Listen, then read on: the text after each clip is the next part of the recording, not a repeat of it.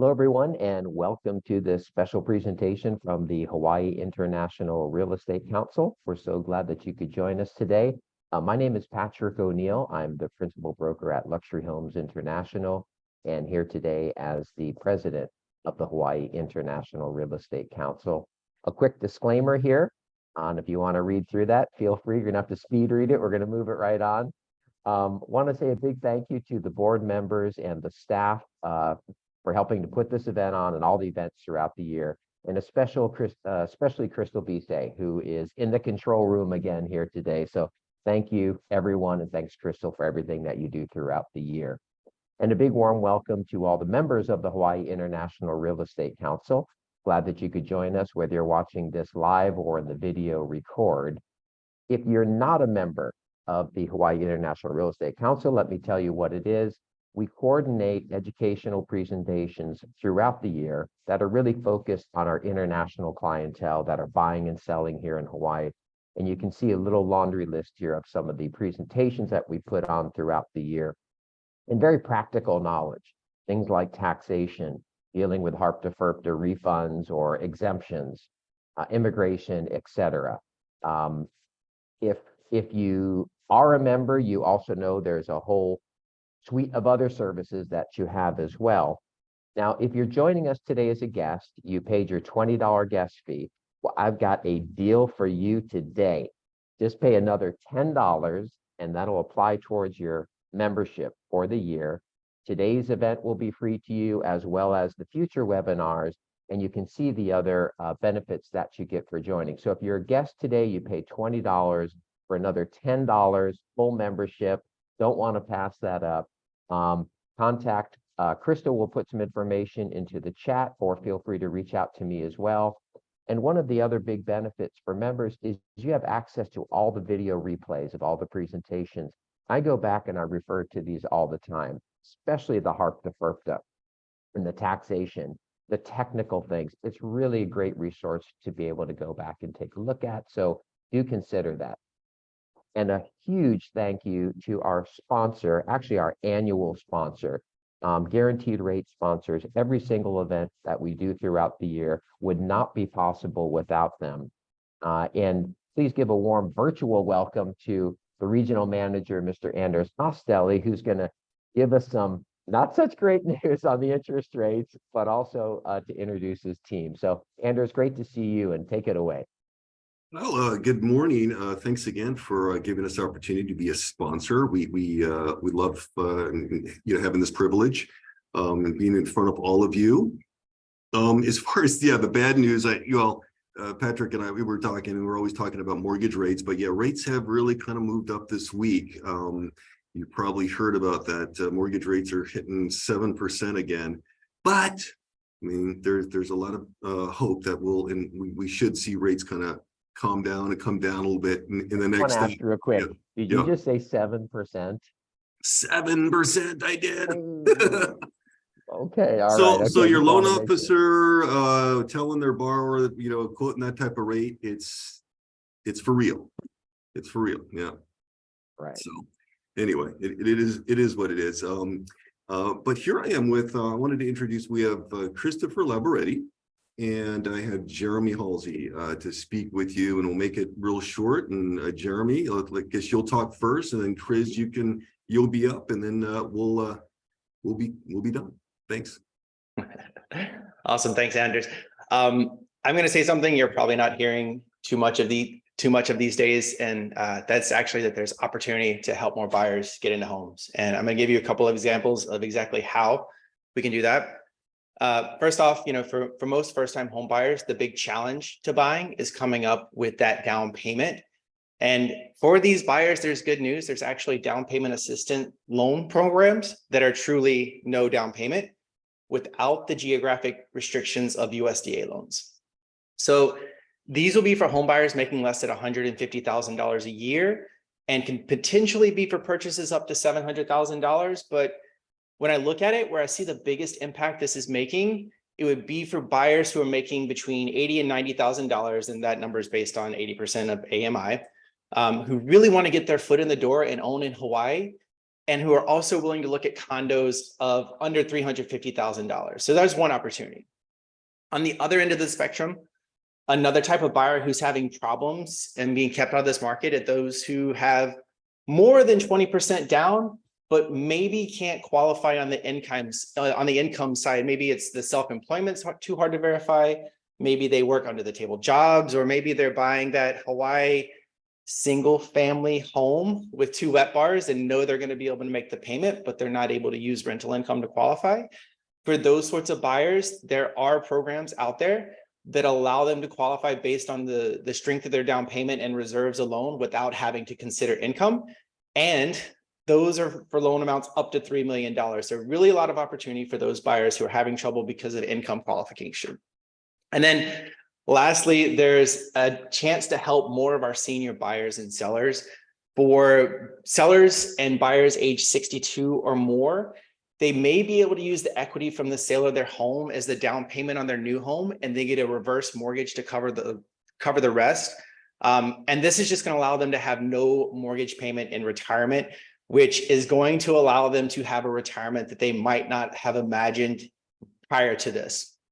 Another way reverse mortgage can help, and you might not get the sale if you recommend a reverse in this case, but if you're meeting somebody who desperately wants to stay in their home, but they can't afford the upgrades that are going to need to, they're going to need to put in to age in place, recommending a reverse could help them meet their real estate goals by allowing them to stay in their home. So there's a lot of opportunity out there. And if you reach out to Chris or I, we'd be happy to help you find it. So with that, I'll hand it over to Chris. Hey, thanks, Jeremy. Super good information. Always nice to see that we're coming out with more products to kind of bring more buyers into the market. So really love to hear that.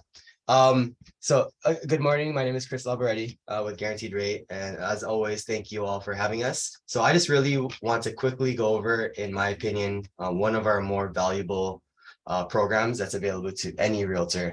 It's free and literally only takes about 10 minutes to sign up. So some of you may have already heard of it. Some of you may already be signed up. It's called Agent Advantage. So it's a complete marketing platform that gives you access to your own CRM. If you have a loan with Guaranteed Rate, it'll allow you to monitor your buyer's loan from your phone. Best of all, which I think most people would agree, it never hurts to have more marketing for your listings, right? So it'll basically give you access to a selection of listing flyers and personalized property websites. Again, the best thing is that it's free, so it really doesn't hurt to sign up. I've had a lot of agents tell me that our flyers do look better than the ones that are created by Escrow. So if you have any listings and you want to see a sample of our marketing flyers or single property websites, just let us know. It doesn't cost anything. You just sign up. It takes 10 minutes. And then, we can generate that for you so you can kind of take a look at it and see if it's something that you want to continue to use. So I'll send Crystal the link to sign up. And then if you want to sign up, go ahead and do so. And then just shoot me an email or shoot me or Jeremy or I an email of your listing, and then we'll get that over to you guys. But again, thank you all for having us. Without you guys, we wouldn't be here. So I really appreciate it, and enjoy your 3-day weekend. All right. Thanks, Chris. And thanks, everybody. Again, Guaranteed Rate. You guys are rock stars. Annual sponsor for High Rick. We really appreciate it. A couple things here. If you've got some questions, we will have time for Q&A. Just drop them down below in the Q&A. And there'll be a short survey after the presentation. Should only take about a minute. If you complete that, that will help us quite a bit in evaluating the course today or the presentation today. And then finally, there will be a copy of the presentation and the video available for all the members, so you can stand by for that. And on to our featured speaker today. So direct from Washington, D.C., the NAR Senior Analyst, Mr. Matt Christopherson. Matt, great to see you. Really looking forward to the information that you have to share with us today. Thank you for having me. Good morning, everyone. All right, well, take it away. And you have a PowerPoint as well you wanted to share? Yes, I do. So Okay. I'll share my screen. All right. Okay. Yeah, so good morning, everyone. My name is Matt Christopherson, and I am part of the research group at NAR, so I'm coming to you all from Washington, D.C. I have a lot of information to share with you today, so bear with me, but I'm also happy to answer any questions you have on this. So we'll be going over some big picture information of the overall market that we've been seeing, some underlying trends of domestic buyers and sellers and what kind of goes into creating that bigger picture. And then we'll dive into information on international buyers. So first, we'll look at some big picture trends. This is looking at nationwide kind of market-wide figures. So as you all know, we've had a crazy few years in real estate. You can see this is looking at year-over-year percent changes on a monthly basis of nationwide existing home sales. So you can see prior to COVID, it was a much calmer market. The year-over-year changes were all less than 10%. It was relatively calm. In 2020, when COVID hit, there was this obviously a sudden drop. There were a lot of stay-at-home orders and people were generally unsure of what their situation was going to be. But once real estate was deemed an essential business, things opened back up. We had historically low mortgage rates and crazy demand due to changing preferences of home buyers.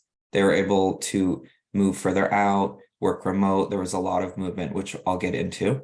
But we had this boom in real estate and in buyer activity to historically high levels. Things calmed down a bit, essentially when we ran out of homes to buy. We've had several years of underproduction of housing, along with a couple of years of historically high demand and activity.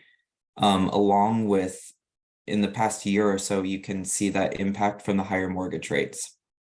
So they slowed down demand after buyers ran out of homes to buy. In more recent months, you can see those where mortgage rates were a little bit lower, they normalized a little bit, which helped with those sales figures, but we'll continue to look at this. So this is to show, this is yearly existing home sales. So you can see 2022, this past year, it was a decrease of 18% from 2021. But in 2021, you can see it was at pretty historically high levels. But this past year, it was the lowest level since 2014. So we had just over 5 million home sales. Also, I wanted to point out, I'll share these slides with everyone. And every single slide with data has a link at the bottom. So you can go directly to the source of the report or data source that's coming from. So here's nationwide existing home median sales price. The blue is showing you the median price, whereas the pink bars are showing you the year-over-year price changes. You can see it's largely been positive. They've been growing over time, and in the peak in 2021, you can see prices were rising 24% over the prior year. Immense growth. However, you can see this past quarter, Q1, prices dropped about 4% from last year. So they're really calming down and even decreasing. And those are the kind of 50,000 foot view of the nationwide figures. But I also wanted to show you a little bit of information that we have specific to Hawaii. So this is coming from these local market reports. These are produced by my colleague, and they're very useful reports. However, we only have report for urban Honolulu, given the amount of information available. But this is looking at the median sales price for homes in Honolulu, much less affordable than the nationwide figures. You can again see large growth in those that really ramped up. In 2021, we saw 21% growth in home sales price, whereas in this past quarter, they decreased 9% year over year, still over 1 million. So also in these local market reports, you can compare your figures to nationwide. So you can see the vast difference between the urban Honolulu market with the US overall. But you can see how beneficial homeownership is to your wealth.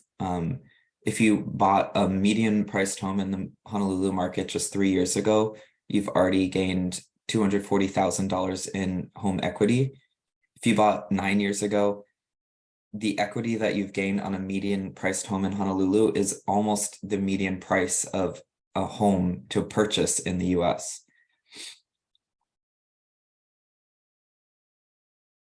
And this is also, these are reports that we produce on a yearly basis and for every single state. So this is looking at the economic impact of a typical home sale and also of the real estate industry overall.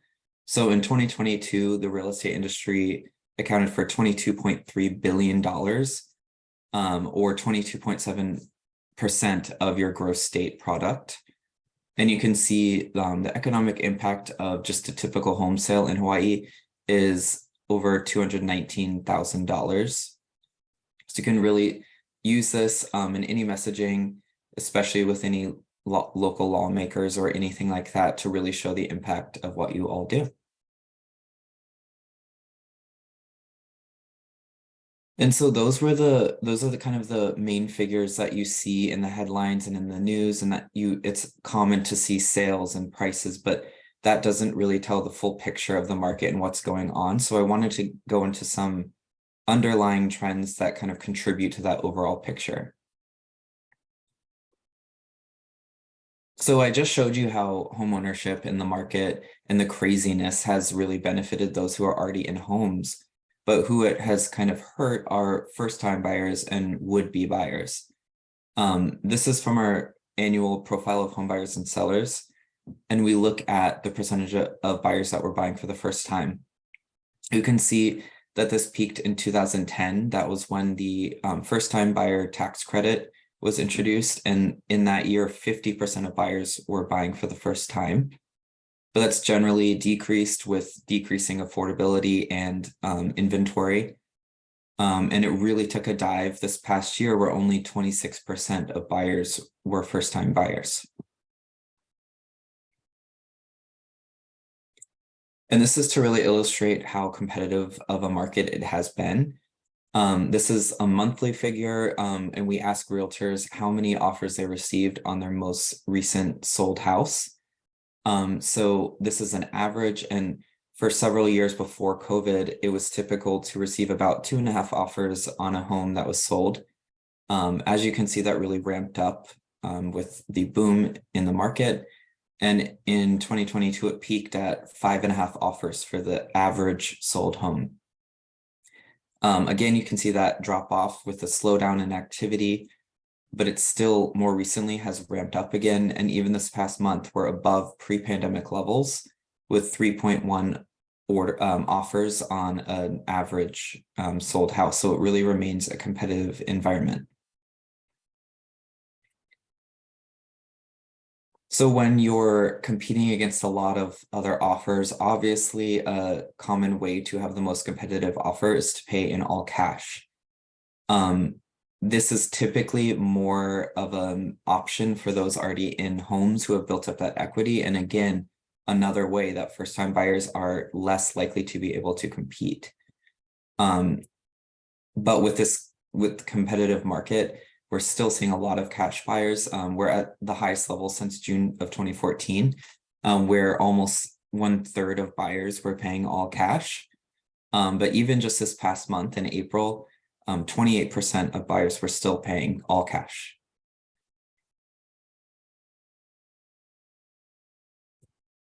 And so there are this crazy kind of up and down market we've had the past few years. There's been a lot of comparisons to that of 2008 and 2009 with the crisis that happened. However, a huge difference between that market and this are distressed sales. So foreclosures and short sales. You can see back in 2009, almost half of home sales were distressed sales, but that really decreased over time and for several years has remained very, very low. And even this past month, only 1% of home sales were distressed. So homeowners are in a much healthier financial situation compared to the market of 2008 and 2009. And another thing that was very interesting this past year, which I'll also touch on with international buyers,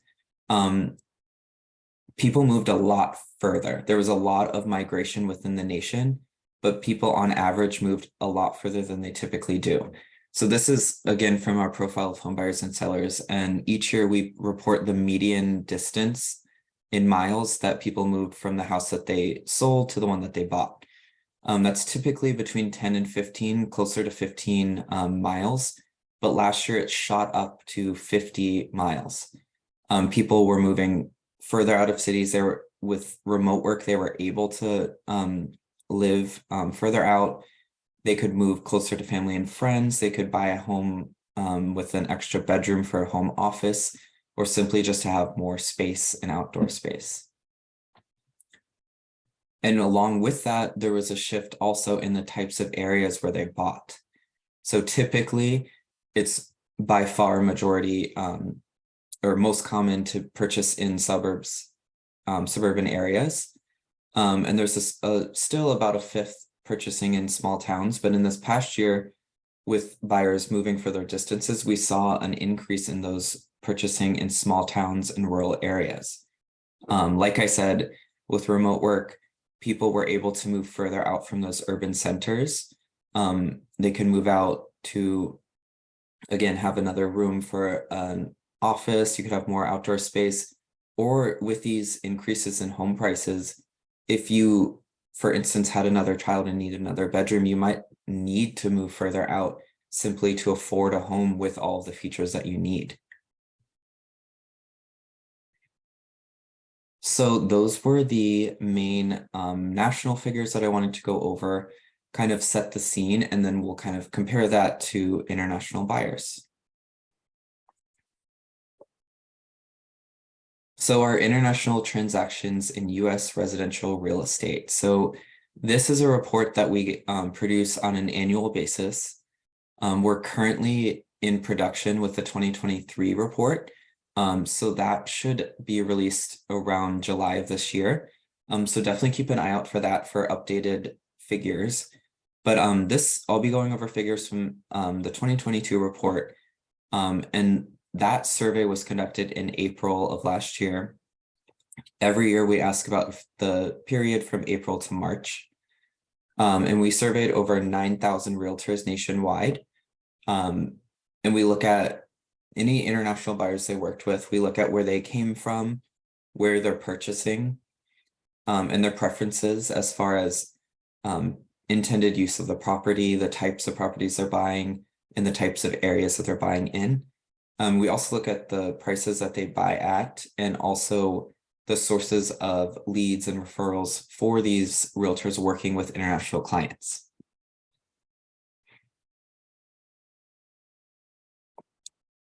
So first, just a couple of figures to show the kind of overall picture. This is looking at monthly foreign tourist arrivals to the United States, just to kind of have an overall picture of international traffic of tourists. You can see this peaked right before COVID, actually, at over 8 million foreign tourist arrivals on a monthly basis. Obviously, this shot down during COVID. There were severe travel bans for a number of countries.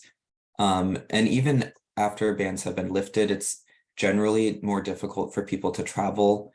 And you can see we've been slowly recovering, but we're still not quite to those pre-pandemic levels. That 4 million figure is from February of this year. And I'm pointing out the February of 2019 to kind of show that pre-pandemic level. And it's still almost 1 million difference of the same month of that year. So we're still working on that. We'll see if this continues to go down or if it continues a rise to recovery. And here we have a global price comparison, a purchase price per square meter, to kind of show how these foreign buyers are really getting a lot more for their money here in the US. So on the left side, we have those global cities. These are coming from most of the major countries of origin of these foreign buyers and very popular cities for them to come from. And on the right side, we have those cities in the more popular states for them to purchase in, which happen to be some of the most expensive markets in our country. But you can still see how you get much more for your money in the US than you do in those global cities.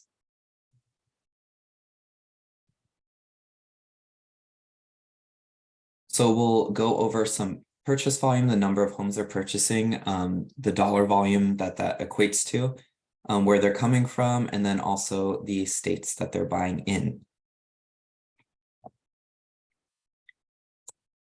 So here we're looking at yearly existing home purchases by foreign buyers. So this is the number of homes that they're purchasing. So you can see in 2022, they purchased 98,600 homes. The dark blue and the light blue is our breakdown between what we call type A and type B buyers. So you can see about 42,000 of those homes were from type A buyers, which are non-resident foreigners. So they're non-US citizens with permanent residences outside of the US. They don't live here. The majority, slight majority of purchases is typically our type B buyers. So those are resident foreigners. So they're non-US citizens who are recent immigrants. So they've moved here within the past 2 years, or they're non-immigrant visa holders who have resided here for more than 6 months. So you can see 98,600 may sound like a lot of homes, but that's only 1.6% of our total existing home sales. So it's a very small percentage still on a nationwide basis of the homes that are sold. Patrick kindly shared with me a report for Q1 from Title Guarantee. Interestingly, so this is looking at the international and overall sales within Hawaii for Q1. And you can see that in Q1, the foreign buyers accounted for 2% of home sales, the number of homes, which is very similar to this nationwide figure of 1.6%. So here we're looking at the dollar volume of those purchases.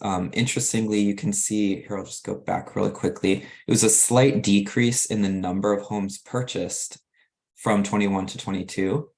But here you can see it was a slight increase in the dollar volume. And a lot of that is accounted for by the crazy increases in home prices that we've seen. They're buying less homes, but for more money. So in 2022, they accounted for $59 billion worth of existing home sales. And that equates to 2.6%. So again, still a small percentage of the overall sales volume of the country. From that Q1 report that Patrick shared, again, the dollar volume of foreign purchases in Hawaii for Q1 was 3%. So again, very similar and in line with this nationwide figure of 2.6%. So where are they coming from? The number one country of origin of these foreign buyers is Canada, accounting for 11% of foreign buyers. This makes sense geographically, also economically. There aren't a ton of barriers for them. It's easy for them to travel over and check out properties. And we'll get into why they're purchasing after this. But Mexico has that number 2 spot with 8% of buyers. And China has number 3 with 6%. Several years ago, China was by far the number 1 country of origin. And they purchase typically at higher price points than other countries' foreign buyers. But there have obviously been a lot of changes in kind of relations with China and different travel bans for them. So they've gone down in the rankings among all foreign buyers. India is in that number 4 spot with 5% of buyers. And then Brazil and Colombia each have another 3% of those buyers. So that's where they're coming from, but where are they buying? For several years, many years, Florida has had and kept that number 1 spot. And you can see it's by far they're receiving 24% of foreign buyers. Specifically, it's the Miami market. Miami is the #1 destination in the US for foreign buyers. California has the #2 spot, and they're already down to 11% of buyers. Then we have Texas at 8%, Arizona at 7%, and then New York and North Carolina each have another 4%.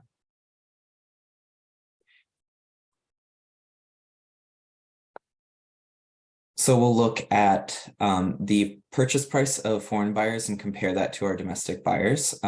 Look at the percentage paying in all cash, their intended use of the properties that they're purchasing, and then also the types of properties they're purchasing and types of locations.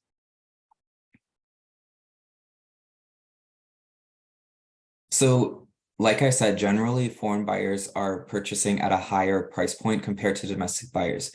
You can see that's true year after year. However, in more recent years, and especially last year, that gap is really closing. They're less likely to be affected by mortgage rates. So that's one thing to consider, but US buyers, they're obviously dealing with higher and higher prices, but they're really closing that gap. So they're buying at their median purchase price was $366,000.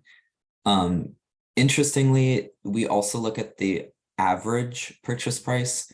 And when we look at average, the foreign buyer price point is significantly higher compared to domestic buyers, because we have some immense wealth coming from a few of those foreign buyers that really pull that average up.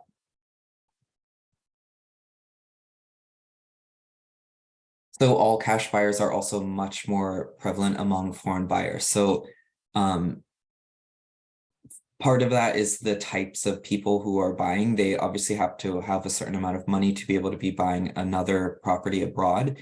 But on top of that, their access to financing is not the same as a domestic buyer. And I'll get a little bit into that later too.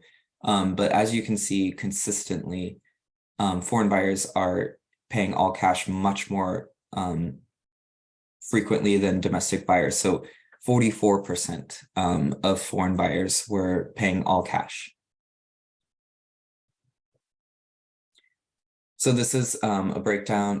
I'll break it down these points by the top countries of origin as well. You can see Canadian buyers are most likely to be all cash at 69%. Followed by Colombia at 65% and Chinese buyers at 58%. So we also ask these buyers what they intend to use this property for. So this is looking at all foreign buyers overall compared to domestic. So this past year, again, 44% of foreign buyers, they purchased this property as a vacation home, for a residential rental, so they're buying it to then rent it out, or both. And that's compared to 17% of domestic buyers. You can see there was a slight increase domestically, but it still remains much higher among foreign buyers. And here we see some big differences, but depending on where those buyers are coming from. So Canadian buyers are by far most likely to be purchasing a vacation home. Again, that makes sense geographically. They can more easily travel between the two countries. Where we see Indian buyers, the Chinese buyers and Mexican buyers are more likely to be buying a primary residence. But you can see those Colombian buyers much more likely to be buying a property to then rent it out as a residential rental. And that's also relatively prominent among Chinese buyers. You can also see it's a small percentage that are buying a property specifically for student use. So we'll have international students come over. They typically are wealthier students, and they can, if they see that it's obviously a better financial situation to purchase where they're living instead of renting for their whole education, they'll purchase. And that's more common among Chinese and Indian buyers.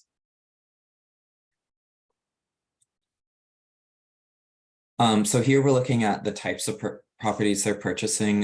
This is very similar to domestic buyers. By far, majority are purchasing detached single-family homes at 64%. That's followed by condos at 16% and townhomes at just 10%.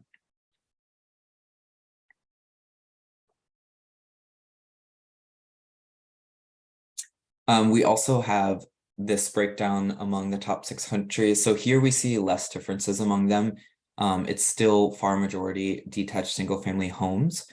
But you can see Canadian buyers and Indian buyers are more likely to be buying condos than others. And you can see among Mexican buyers, townhomes are a little bit more common. And then among Colombian buyers, residential land.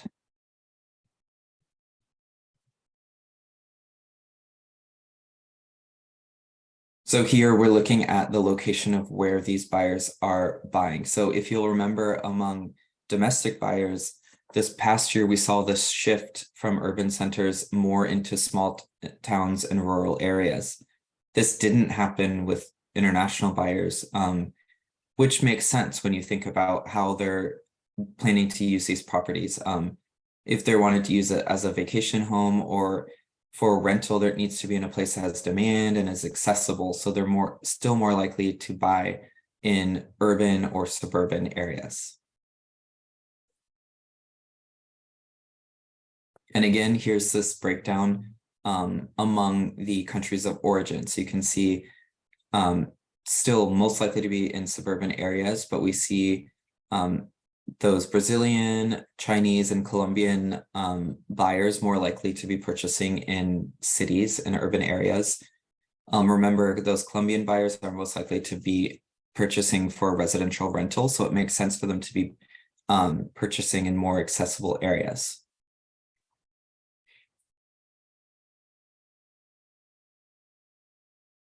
So then we just have a few more points. So we'll look at barriers to purchasing among foreign buyers that weren't able to purchase or just didn't purchase. And then also where these leads and referrals are coming from for these realtors working with international clients.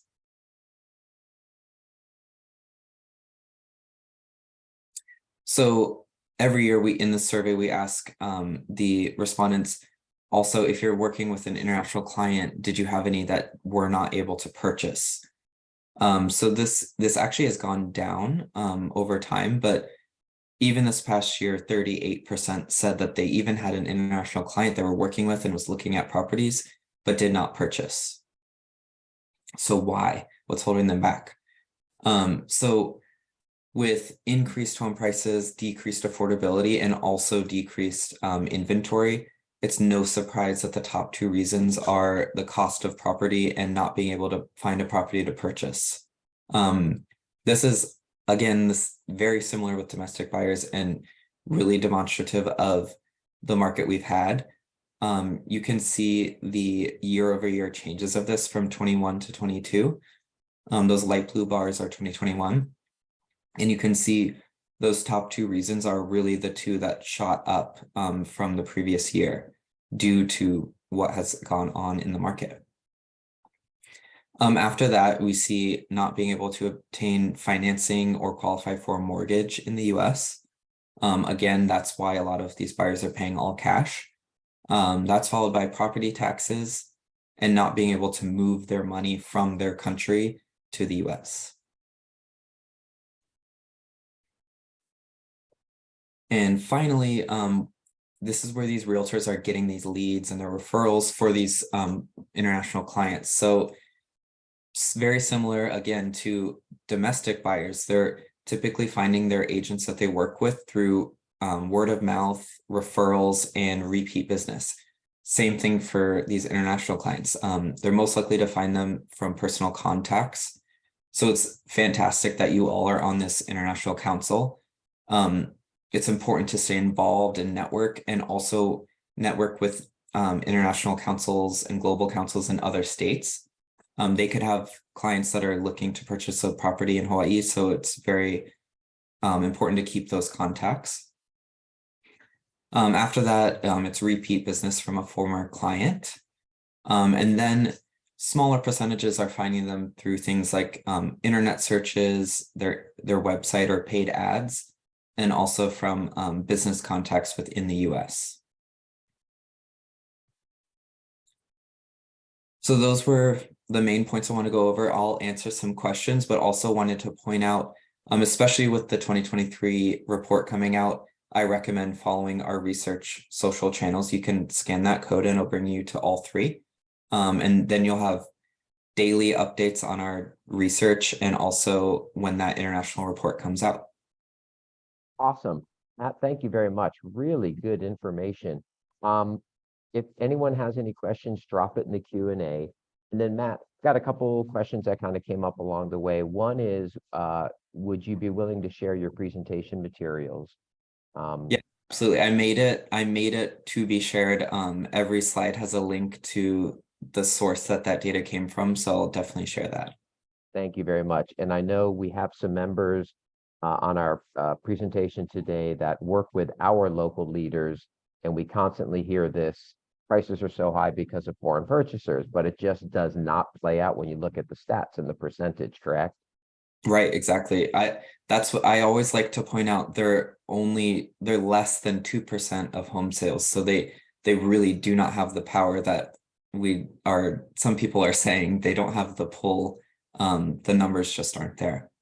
They're not there. In Hawaii, they're constantly being demonized, and that's a whole nother reason, and you touched on it earlier, which is lack of inventory, lack of building new homes. So Right. I'm sure you do plenty of research in that. A question on your data of the international prices, the price per square foot. Mhm. Where do you source that data? Like the Hong Kong data as an example. So that is from a source, it's called Global Property Guide. So they look at the purchase price of major cities around the globe. And then on the US side, it's our data ourselves. It's from existing home sales, and we have that at the market level. And we just convert that to the price per square foot based on the median sized home, which is 1,800 square feet. Okay. And do you release any survey data that is specific to Hawaii or specific to Honolulu? Yeah, so the local market reports, the economic impact of real estate, and there are other things like you can look at home buyers and home sellers specific to Hawaii. If you just go to our research page, there is a section that's all state and metro data. So you can click on Hawaii and it'll bring you to all of the Hawaii specific information. Wonderful. I'm so glad that you came on today. I think a lot of this information maybe we didn't even know is available. Yeah. You and I talked earlier about the buyer and seller profiles that are put out and how important those are for us in our business. We use some of those reports quite often. How often is that updated? Is that an annual report?